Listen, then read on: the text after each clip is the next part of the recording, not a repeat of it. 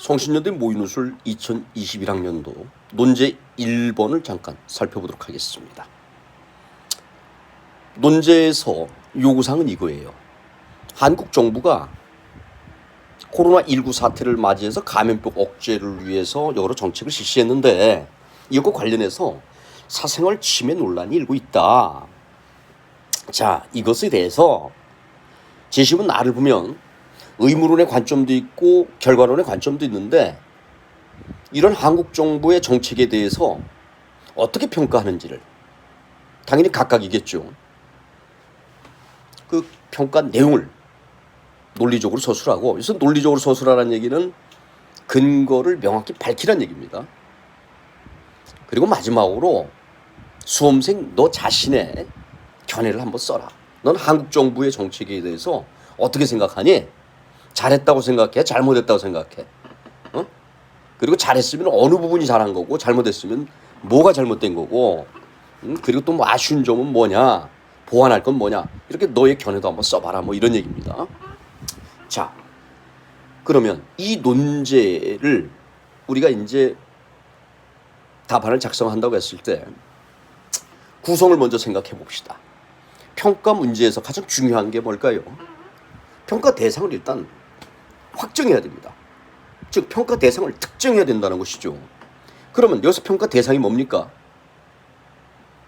논제에서도 나와 있다시피 한국 정부가 코로나19 바이러스를 확산하는 걸 이걸 막기 위해서 나름대로 정책을 실시했다 이거예요. 그런데 그 과정에서 개인정보를 수집했고 이것을 나름대로 공표했어요. 여기서 당연히 여러 가지 사생활 침해 논란이 야기될 수가 있죠. 그리고 부작용이 발생될 수 있습니다. 자, 이거예요. 바로 한국 정부가 취했던 정책, 이게 평가 대상입니다. 그러면 평가를 하기 위해서는 평가 대상을 확정 내지 특정해야 됩니다. 그래서 이거부터 먼저 써야 되는 거고요. 이거부터 써야 된다. 다음 두 번째로요. 제시문 나를 보면 나의 1번은 소위 칸트의 의무론적 관점이 제시되어 있습니다. 한마디로 도덕법칙을 강조하는 것이죠.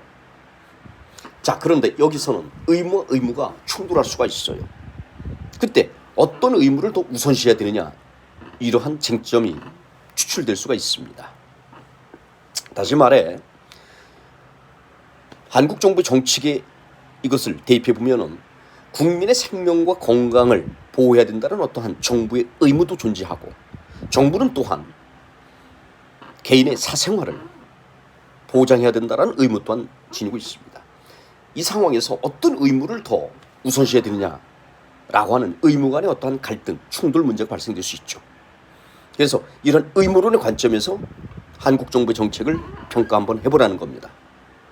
그다음에 두 번째로는요, 결과론이 또 제시되어 있죠. 결과론에서는요, 어떤 결과가 가장 바람직한가 라는 어떠한 쟁점이 존재하고요.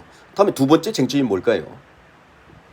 어떤 결과가 가장 바람직한지에 대해서 나름대로 합의가 이루어졌다 하더라도 그러한 결과를 달성하기 위해서, 그런 목적 달성을 위해서 가장 바람직한 수단은 무엇인지에 대한 또 다른 쟁점이 존재합니다. 이런 두 가지 측면에서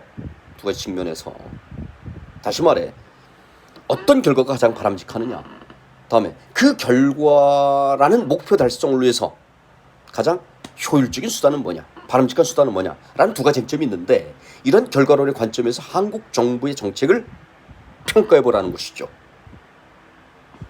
마지막으로 학생 자신의 의견을 묻고 있는 겁니다. 답변을 할 때는 반드시 근거를 들어서 얘기할 것이다. 잘했으면 왜 잘했는지, 못했으면 뭘 못했는지, 그리고 설령 잘했다 하더라도 이런 점을 보완한다면 더 바람직하게 됐을 것이다 라는 어떠한 대안까지 제시한다면 가산점까지 받을 수 있을 겁니다.